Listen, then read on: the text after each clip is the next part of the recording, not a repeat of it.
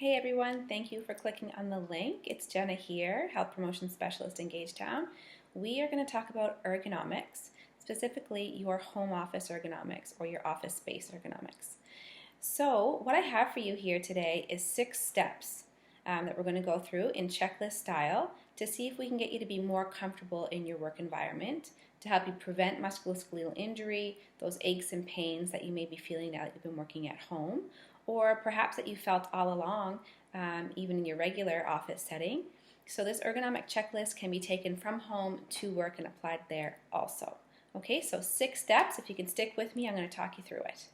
Okay, so what is ergonomics by definition? Because it is very broad and it can apply to a lot of different areas. So even though we're talking about our work or our office space specifically today, it can mean a lot of different things. So by definition, it is the application of psychological and physiological principles to design, making of products, processes, and systems. Okay, so that's the technical definition.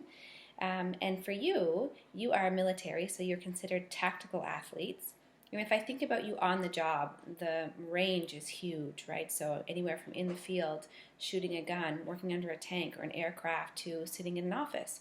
So it is very wide scope for what you do as tactical athletes.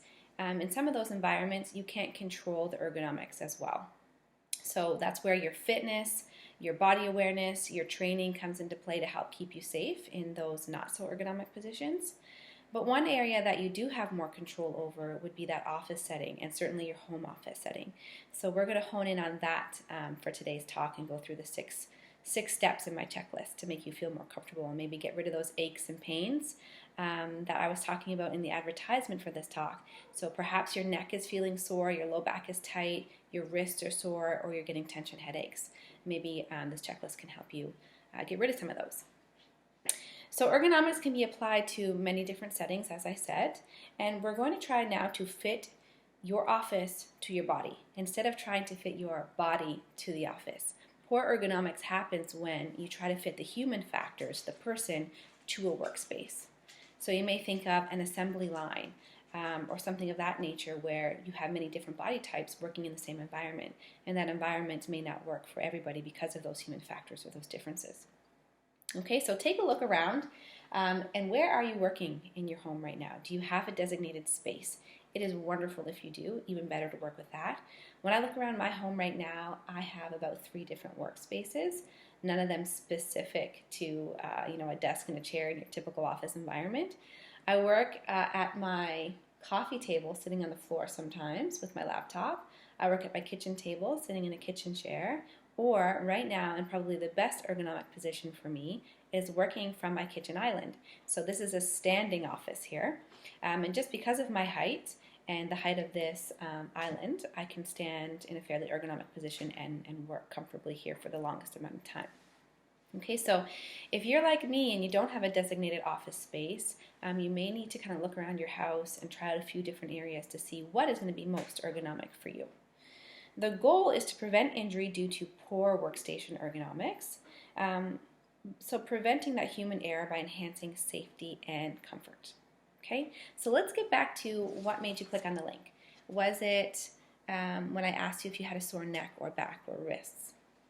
If that's the case, just kind of remind yourself of what area you really want to focus on as we go through this checklist. So number 1 on my checklist is slouching and reaching. So in this day and age, we spend a lot of time on devices, whether that's our phone or our laptops. I'm going to turn that phone off. Full disclosure, you may also hear kids in the background. So when we work off of our devices so often, we often have bad posture to go along with it. So there is actually text neck phenomenon now, which is when your chin protrudes away from its natural curve and down. So every time that we bend our neck forward or flex our neck, every 10 degrees puts a ton of pressure on our spine as we try and hold that position. Okay, so that becomes our norm over time when we're texting or looking down at our devices over a prolonged period of time. That can cause all kinds of structural problems to our spine, as well as that slouching posture makes our chest muscles tight and short, And these muscles back here, our upper back muscles, or those posture support muscles, lengthen and weaken over time. Okay, so for good posture, we want to bring our shoulders up, so we elevate them and bring them back and then depress them. Okay, so then that sets our head over top of our shoulders, and that's more ergonomic. Okay, so you want to support that natural S-curve in your spine, or neutral spine as we call it. That is where your spine is most safe, and probably where you're going to notice the least amount of aches and pains. It's also its strongest in that natural S-curve. Okay, so oftentimes we have to remind ourselves to tuck our chin in and set our head directly over our shoulders. Okay, so if you can do that at your workstation now, perfect, step one. With the slouching goes the reaching, because if we are supporting that natural S-curve, but we are constantly laterally flexing our spine or flexing forward to reach something or for something, then we're not doing ourselves any favors. So even if our head is over our shoulders, if we are constantly laterally flexing or forward flexing our spine, we can still be at risk. So put everything that you need directly in front of you. Okay, so that's your primary workspace. And that should be directly in front of you, like I have my notes here, or your keyboard or your mouse.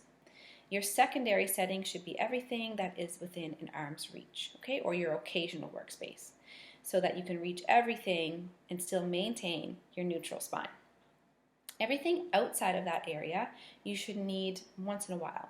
It's your non-working space. You may want to put your phone or your water bottle there so that when you need it, you actually have to get up, stand, take that forced standing break, which is great for your body and your blood flow and helps decrease a lot of risks. So you have to actually get up and move to retrieve that item. Okay, so your primary workspace, your occasional workspace, and your non-working space, so that you can avoid that reaching. Okay, slouching and reaching was number one. Okay, number two, what do I have? I have eyes. So if we are set up in an ergonomic position, our gaze is about 30 degrees from horizontal looking at your monitor. Okay, so if I was going to be working like this for a prolonged period of time, it wouldn't be ideal because I'm constantly looking down at my notes. Okay, so a document tray next to your monitor would be a better option instead of looking down if you have one of those, or you can prop something up in like one of those recipe holders, a book holder. So 30-degree range from horizontal line. Careful not to bend the neck when you're doing this, okay? So it's just your gaze at a 30 degree, about 30 to 40. Okay, so you may need to set your monitor up a little bit higher or lower depending on your workstation. So for me right now at the standing workstation that I have, that is my favorite spot in the house, I put a book underneath my monitor to raise it up a little bit so that when I'm doing regular work here and I'm typing away, my gaze is about that 30-degree range. Okay, so if I'm at the kitchen table, I need a couple textbooks stacked on top of one another. So you might have to prop your monitor up a couple inches to achieve that gaze line that you're looking for. Okay, so use what you have at home, textbooks, photo albums, whatever it is, to make sure that your gaze is lined up properly. You don't want to certainly be arcing your neck to look up or flexing your neck to look down for a prolonged period of time. Second with eyes is be sure to have good lighting. So in the kitchen here, I normally get good light for most of the day. In the evening, I definitely need a lamp to help with my lighting for my screen. Also, you want to avoid glare. So if you're in an area that has almost too much light or there's glare on your screen, it can cause eye strain, and that can be related to tension headaches as well. Okay, so play with your lighting a little bit. Find something that's ideal, nice and bright, but no glare. Tilting of your screen slightly can also help with the glare. If you're in a well-lit area and you like that light, just tilt your screen slightly. Okay, that is number two. Stay with me. We're halfway there with number three.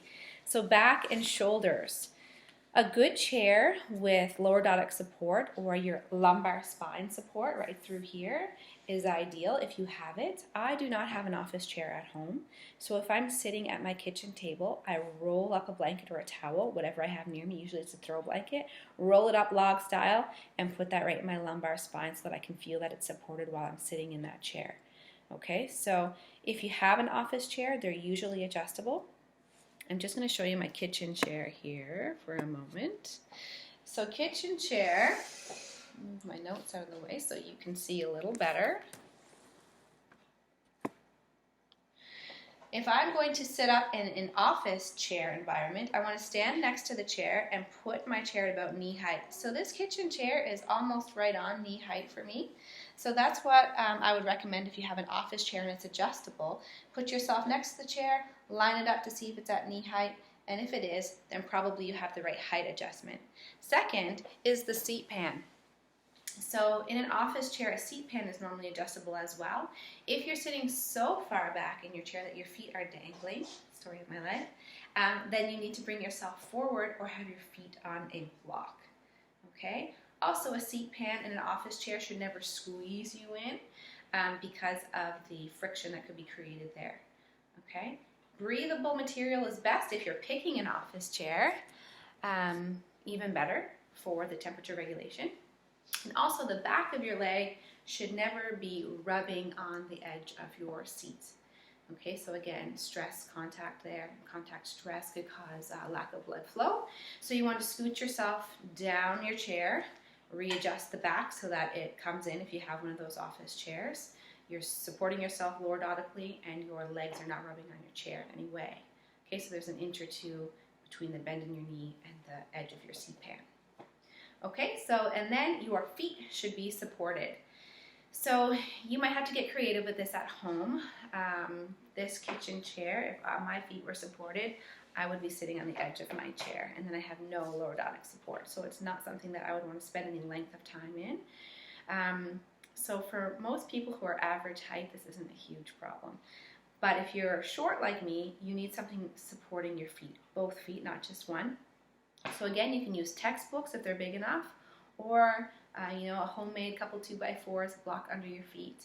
If you really want to splurge, you can order them. There's loads of places online where you can find those, and you can even find the ones that tilt back and forth so you can keep your blood flow going while you're sitting by flexing and extending your ankles.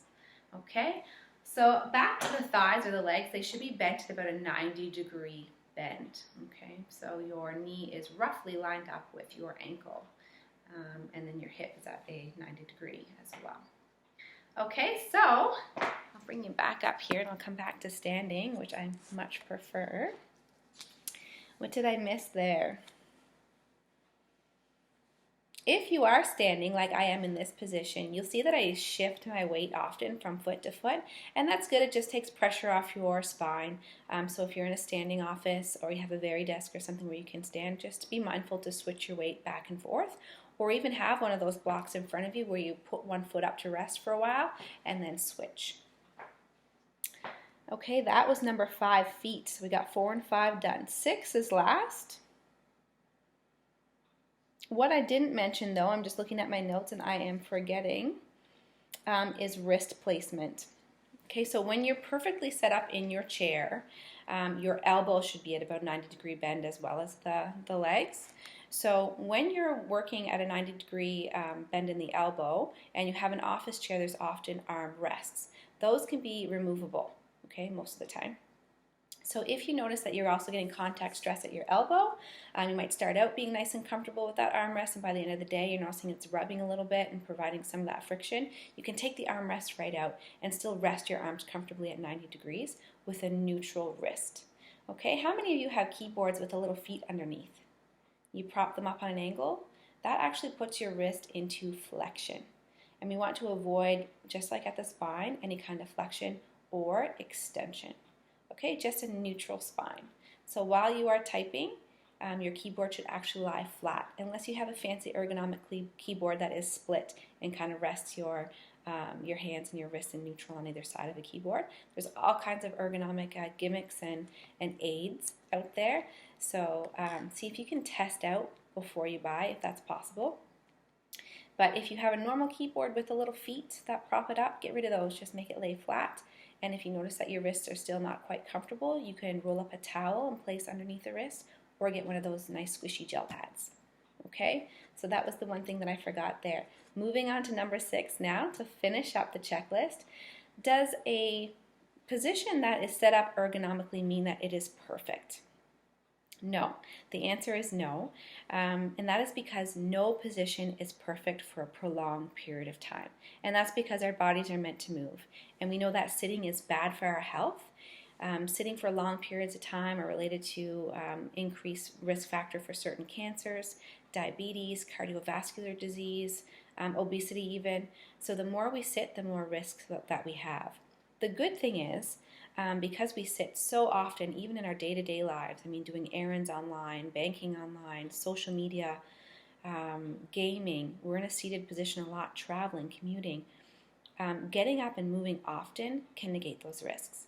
So if you're someone who has to sit a lot for work, or if you notice that you're sitting a lot for gaming or just social media, whatever it is, make sure you get up often. Every 20 to 25 minutes, take a standing break for 1 to 2 minutes and move around. Stand, walk, do a couple squats or push-ups or whatever, stretch yourself out, and then come back to your work. I know that's difficult once we get into the groove and we're working for a long period of time on a project, but it's very important to help with those risk factors. So get up often, move, set your alarm if you have to, drink a lot of water so you have to take bathroom breaks. Be creative with the ways that you'll make sure you get those standing breaks every 20 to 25 minutes would be ideal. Okay, so that's it for ergonomics, your office, your at-home ergonomics. Hopefully one of the things out of the 6 was applicable to you at home, and maybe even you can bring it back to work afterwards. If you have questions, leave them for us. We'll get back to you. Thank you for joining me for this ergonomics talk today. Take care, everybody.